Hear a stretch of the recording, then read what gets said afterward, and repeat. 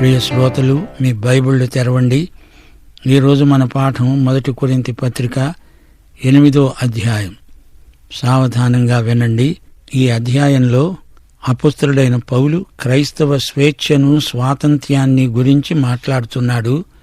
విగ్రహములకు బలిగా అర్పించిన వాటి విషయమై నేను చెప్పేది ఏమనగా, మనమందరము జ్ఞానము గలవారమని ఎరుగుదుము. జ్ఞానము ఉప్పొంగ చేస్తుంది గాని ప్రేమ క్షేమాభివృద్ధి కలుగచేస్తుంది.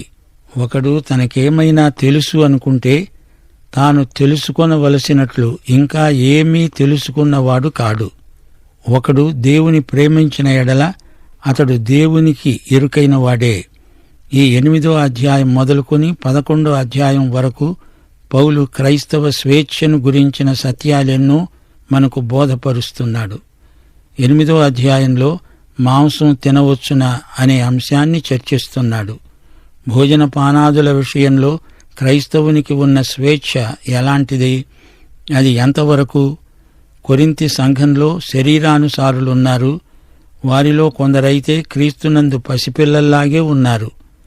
శరీరానుసారం అంటే ఏమిటో మొదట వివరించి ఆ తరువాత ఆధ్యాత్మిక వ్యక్తుల తరహా ఎలాంటిదో పౌలు విశదం చేయబోతున్నాడు.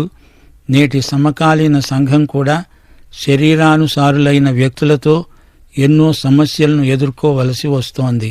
అందుకే ఈ అధ్యాయంలో నేటి సంఘానికి కావలసిన ప్రవర్తన నియమాలను మనం అధ్యయనం చేయడం ఎంతైనా అవసరం. పెండ్లిండ్లు, విడాకులు అనే సమస్యలతో సమానంగా తిండి, ఎలాంటి భోజనం తగింది, ఎలాంటి తిండ్లు నిషిద్ధం అనే ప్రశ్నలు కొరింథు సంఘంలో తలెత్తాయి. కొందరికి కొన్ని తిండ్లు పడవు, అది వేరే సంగతి. ప్రస్తుతాంశం మత వ్యవస్థ కొన్ని రకాల భోజన పదార్థాలను నిషేధిస్తుంది. ఇందులో క్రైస్తవుని కర్తవ్యమేమిటి? మనకు ఎంత స్వేచ్ఛ ఉంది? పాత నిబంధనలోనైతే పెద్ద జాబితా ఇవ్వబడింది. ఎలాంటి జంతు మాంసం నిషిద్ధం, ఏ మాంసం తినదగింది లేవియ కాండంలో పేర్కొనబడింది. ఆ జంతువు గిట్టలు చీలింది అయి ఉండాలి, నెమరు వేసేది అయి ఉండాలి. లేకపోతే అట్టి జంతువు అపవిత్రం, నిషిద్ధం. పంది ఉంది చూచారు, అది గిట్టలు చీలిందే అయినప్పటికీ నెమరు వెయ్యదు. కొన్ని పక్షులు, జలచరములు కూడా ధర్మశాస్త్రం ప్రకారం నిషిద్ధమే. ద్వితీయోపదేశకాండం 14వ అధ్యాయంలో కూడా ఈ వివరాలున్నాయి. కొన్ని మతశాఖలు ధర్మశాస్త్రీయ ఆహార నిబంధనలను తూచా తప్పకుండా పాటిస్తారు. ఎందుకని దేవుడు ఇశ్రాయేలు జాతికి అన్ని ఆహార నియమాలు పెట్టాడు? దానికి కారణం దేవుడే చెప్పాడు. ద్వితీయోపదేశకాండం 14వ అధ్యాయం 1 నుండి 3వ వచనం వరకు, మీరు మీ దేవుడైన యెహోవాకు బిడ్డలు గనుక చనిపోయిన వాడెవణ్ణి బట్టి మిమ్మును మీరు కోసుకోకూడదు, మీ కనుబొమ్మల మధ్య బోడి చేసుకోకూడదు. ఏలయనగా నీ దేవుడైన యెహోవాకు నీవు ప్రతిష్ఠిత జనం, మరియు యెహోవా భూమి మీదనున్న సమస్త జనములలో విశేషముగా తనకు స్వకీయ జనమగునట్లు నిన్ను ఏర్పరచుకున్నాడు. నీవు హేయమైనది ఏదీ తినకూడదు, మీరు తినదగిన జంతువు లేవనగా అంటూ దేవుడు పెద్ద జాబితా ఇచ్చాడు. ఆహారం మన ఆరోగ్యానికి ఎంతైనా అవసరం. వైద్యులు రోగులకు పథ్యం పెడతారు. వారు కొన్ని ఆహార పదార్థాలు తినకూడదు. బైబిలు తాగుబోతుతనాన్ని నిషేధిస్తుంది. కొన్ని ఆరోగ్యానికి భంగకరమైన అలవాట్లున్నాయి. పొగదాగటం, నల్లమందు మొదలైన మాదక పదార్థాల వల్ల ఆరోగ్యం పాడైపోతుంది. ఇంతకు ఈ విషయంలో కొరింథీయుల సమస్య ఏమిటి? అసలు సంగతి ఏమిటంటే, మాంసం అంగడిలో దొరుకుతుంది. మాంసపు అంగడి దేవాలయమే నిర్వహిస్తుంది. మాంసం ఎక్కడ పడితే అక్కడ దొరకదు. విగ్రహాలకు బలి ఇవ్వడానికి జంతువులను తెస్తారు. తమకున్న శ్రేష్టమైన జంతువులను విగ్రహాలకు బలి ఇస్తారు. ఈ విషయంలో వారికి కొన్ని మూఢనమ్మకాలున్నాయి. జంతువును చంపగానే ఆ దేవత ఆ బలిని స్వీకరించింది, కళేబరం మిగిలింది. దాన్ని దేవాలయాధికారులు అమ్మకానికి అంగళ్లలో ఉంచుతారు. గనుక ఆ మాంసమంతా విగ్రహార్పితమైనదే. మాంసం తినాలనుకునే క్రైస్తవులకు ఇది అభ్యంతరమనిపించింది. ఈ విషయం పౌలును సంప్రదించారు. విగ్రహార్పితమైనది తినవచ్చా? ఈ క్రైస్తవులు ఒకప్పుడు విగ్రహారాధికులే. ఇప్పుడు ఈ మాంసం తినే విషయంలో ఇది చర్చనీయాంశమైంది. పౌలు వీరి ప్రశ్నలకు జవాబులిస్తున్నాడు. మానవ జ్ఞానం ఉప్పొంగుతుంది, ప్రేమ ఆ విధంగా మిడిసిపడదు. దేవుణ్ణి ప్రేమించేవారు మనుషులను ప్రేమిస్తారు. అదే క్రైస్తవ ప్రవర్తన సౌశీల్యము.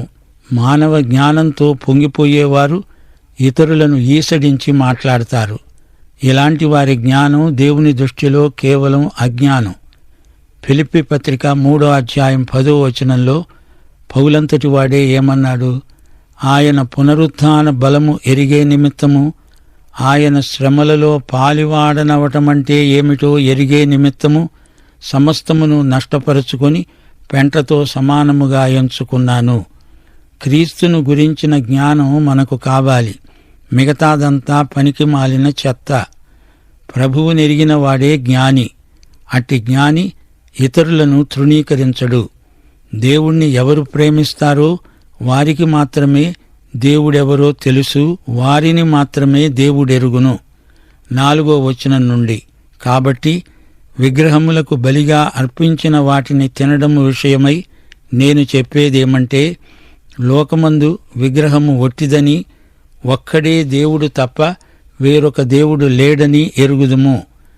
దేవతలనబడిన వారు, ప్రభువులు అనబడిన వారు అనేకులున్నారు. ఆకాశమందైనా భూమి మీదనైనా దేవతలనబడినవి ఉన్నా మనకు ఒకే దేవుడున్నాడు. ఆయన తండ్రి. ఆయన మూలముగా సమస్తము కలిగాయి. ఆయన నిమిత్తము మనమున్నాము. మనకు ప్రభువు ఒక్కడే, ఆయన యేసుక్రీస్తు. ఆయన ద్వారా సమస్తము కలిగింది. మనము ఆయన ద్వారా కలిగిన వారము. క్రీస్తు దగ్గరికి వచ్చినప్పుడు నీకు దేవుని వాక్యం వచ్చింది. విగ్రహము ఒట్టిదే అని, అందులో ఏమీ లేదని నీకు తెలిసిపోతుంది. విగ్రహాలలో ఏముంది? దేవుడైతే ఒక్కడే. అందుచేత విగ్రహాలకు అర్పించాము అన్నంత మాత్రాన ఏమీ కాదు. ఆ పదార్థంలో మార్పేమీ లేదు. అంత మాత్రాన ఆహారమేమీ అంటుపడదు. నిరభ్యంతరంగా కావాలంటే అది విశ్వాసి తినవచ్చు. క్రైస్తవ జ్ఞానమున్నవాడు విగ్రహాలలో ఏమీ లేదని, వాటిలో ఏవో దేవతలుంటాయనేది అబద్ధమని ఎరుగును. అయితే ఈ జ్ఞానము లేనివారు విగ్రహాలే దేవుళ్ళని, దేవతలని నమ్ముతారు. కొరింతులో అపోల్లో విగ్రహముంది. వారు ఆ విగ్రహానికి జంతువులను బలి ఇస్తారు. ఆ జంతు మాంసాన్ని అంగట్లో విక్రయిస్తారు. మాంసంలో ఎట్టి తేడా లేదు. దేవుడైతే ఒక్కడే. ఆయన మన తండ్రి, మన ప్రభువు ఒక్కడే, యేసుక్రీస్తు. ఆయనే సమస్తమును సృజించినవాడు. సమస్తము ఆయనకే చెంది ఉన్నాయి. 7వ వచనం, అయితే అందరి యందు ఈ జ్ఞానము లేదు. కొందరు ఇదివరకు విగ్రహములను ఆరాధించిన వారు గనుక తాము భుజించే పదార్థములు విగ్రహానికి బలి ఇవ్వబడినవని ఎంచి భుజిస్తారు. ఇందువలన వారి మనస్సాక్షి బలహీనమైనదై అపవిత్రమవుతున్నది. ఈ బలహీనులు ఆధ్యాత్మికంగా పసిపిల్లలు. వీరు శరీరానుసారులు. విగ్రహాలకు నైవేద్యం పెట్టింది గనుక అది తినకూడదు, తింటే మనకేదో కీడు కలుగుతుందని వీరి భయం. వారికి విశ్వాస జ్ఞానం అనగా క్రైస్తవ జ్ఞానం లేదు, లోపించింది. మనస్సాక్షిలో వారికి తొందర కలుగుతోంది. అలాంటి ఆహారం తినేవారిని వీరు విమర్శిస్తారు. వారేదో దోషం చేసినట్లు వారిని వేలుపెట్టి చూపుతారు. జ్ఞానమున్నవారు దాన్ని తినడానికి వారికి స్వేచ్ఛ ఉంది. ఈ రోజున కూడా ఇలాంటి వైఖరులు క్రైస్తవులలో కానరావడం మామూలే. కొందరు క్రైస్తవులు తాము ప్రత్యేకించబడిన వారము, తమ భక్తి ఉన్నత స్థాయికి చెందింది అనుకుంటారు. కాని వీరిని దేవుడు అజ్ఞానులు, శరీరానుసారులు అంటున్నాడు. నీవిది చేయకూడదు, అది తినకూడదు అని తమ స్వంత ధర్మశాస్త్రాన్ని తయారు చేసి పెట్టుకుంటారు. దాన్ని ఆధారం చేసుకుని తీర్పు చెబుతారు. కొరింతు సంఘంలో అచ్చం ఇలాగే జరిగింది. విగ్రహాలకు నైవేద్యం పెట్టిన మాంసమిది, ఎబ్బే ఇది మేము తింటామా? తినం. దాన్ని మేము ముట్టం. మేము ప్రత్యేకించబడిన భక్తులం అంటారు. ఈ ప్రత్యేకత భక్తి అనిపించుకోదు. అది వారి అజ్ఞానం మాత్రమే.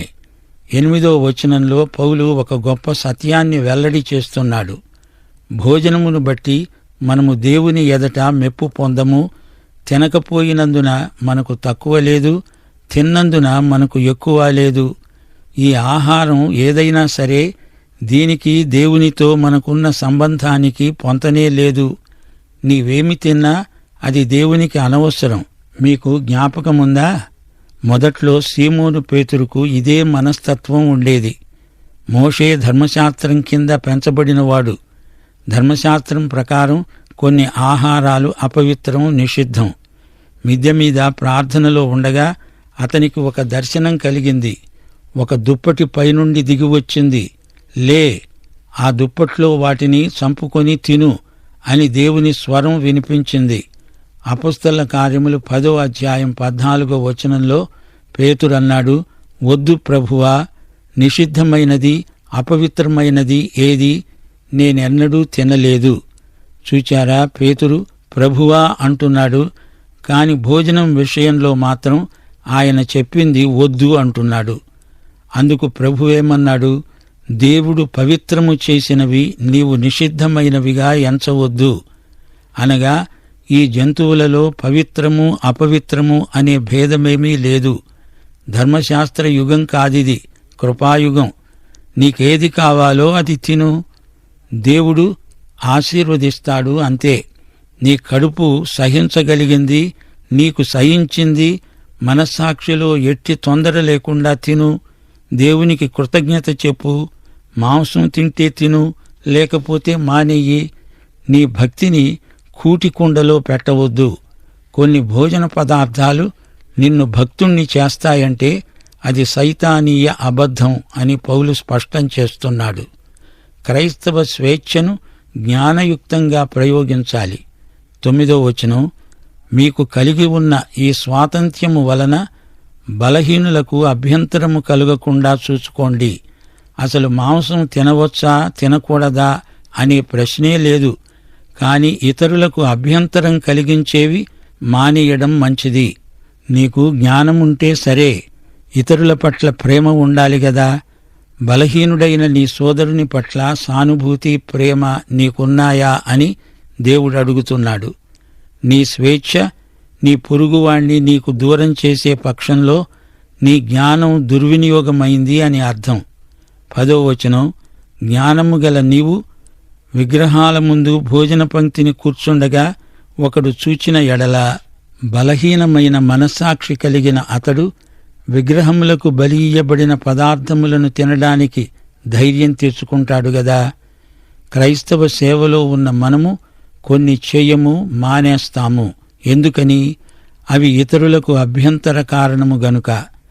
మనం మానేసినవి మంచివని కాదు, చెడ్డవని కాదు. ఇతరులకు ఈ చిల్లర విషయాలను బట్టి ఎందుకు దూరమవ్వాలి? ప్రభువును బట్టి మనమందరికీ సన్నిహితులమై ఉండాలి. నాయకత్వంలో ఉన్న క్రైస్తవులు ఇతరులతో తమ సంబంధాల విషయమై జాగ్రత్తగా ఉండాలి. చేయడానికి మనకు స్వేచ్ఛ ఉన్నా మనకు క్రైస్తవ జ్ఞానం కూడా ఉండాలి గదా. మనం ప్రేమను బట్టి ఇతరులను ఆకర్షించుకోగలగాలి గాని మనకు స్వేచ్ఛ ఉంది గదా అని ప్రతిదీ చేయకూడదు. మన ప్రవర్తన బలహీనులను బలపరిచేదిగా ఉండాలి. లేకపోతే మన వైఖరిని బట్టి వారు మరీ బలహీనులవుతారు. అందువలన ఎవని కొరకు క్రీస్తు చనిపోయాడో ఆ బలహీనుడైన నీ సహోదరుడు నీ జ్ఞానమును బట్టి నశిస్తాడు. సోదరీ సోదరులారా, వింటున్నారా? మనం ప్రేమసూత్రం మీద ఆధారపడి పనిచేస్తాము. దేవుని వాక్యమే మన ప్రమాణం. దేవుని ప్రేమే మన ప్రేరణ. మనం చేసే ప్రతి పని బలహీనులకు చేయూతనిచ్చేదై ఉండాలి. పొరుగువారిని ప్రభువు వైపునకు ఆకర్షించాలి. జ్ఞానముంది గదా అని ఉప్పొంగిపోకూడదు. ఇతరులతో నాకేం పని అన్నట్లు వ్యవహరించకూడదు. 12వ వచనం, ఈలాగు సహోదరులకు విరోధముగా పాపము చేయడము వలన, వారి బలహీనమైన మనస్సాక్షిని నొప్పించడము వలన మీరు క్రీస్తుకు విరోధముగా పాపము చేసిన వారవుతున్నారు. కాబట్టి భోజన పదార్థము వలన నా సహోదరునికి అభ్యంతరము కలిగిన ఎడల నా సహోదరునికి అభ్యంతరము కలుగచేయకుండా ఉండేటందుకు నేనెన్నటికీ మాంసం తినను అంటున్నాడు పౌలు. ఒక బలహీన సోదరుడి పతనానికి నీవు కారణం కాకూడదు. మనం చేసే ప్రతి పనికి ప్రేమే అసలైన ప్రేరణ. ఇదే సత్యాన్ని తిరిగి 10వ అధ్యాయంలో 20వ వచనంలో పౌలు పునరుద్ఘాటిస్తున్నాడు.